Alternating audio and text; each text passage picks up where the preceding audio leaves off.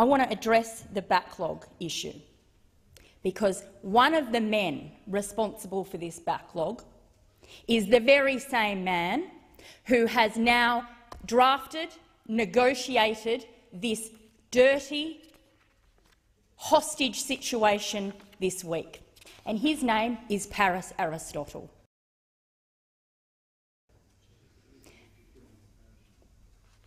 We have a backlog of 30,000 asylum seekers in this country because Paris Aristotle told Prime Minister Gillard that it would be a good idea to freeze the applications of asylum seekers when they arrive here.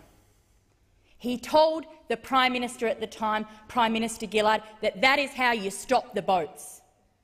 Stop processing people's claims, introduce something called the no advantage rule, which would mean that people wouldn't have their claims processed for 5 or 6 years or so. They wouldn't even put a figure on it. So boats didn't stop. They kept coming, despite the fact that right in this place we had a debate about that exact piece of legislation that allowed for all of those recommendations that Paris Aristotle and Angus Houston wanted. And we had a late-night debate very similar to what is going on here. I was standing right there. That legislation went through, the freeze occurred, the boats didn't stop, but boy oh boy, the backlog built up. Now in 2014, 2 years later, the very same person who created the policy that created this problem is now in our crossbenchers' offices this week telling them, you have to do something to get these children off Christmas Island.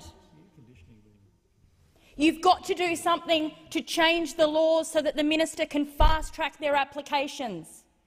And please, at least give them temporary protection visas, so they've got no hope of really putting down roots to rebuild their families in the country that they deserve to get permanent protection in.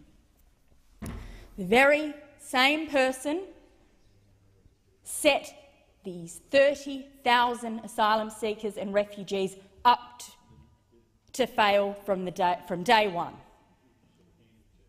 It is appalling. And I want to put it on the record today that I was appalled at Senator Xenophon's speech yesterday. The praise for Paris Aristotle, who does not represent the refugee sector in this country, has no authority in this country, is a ministerial advisor.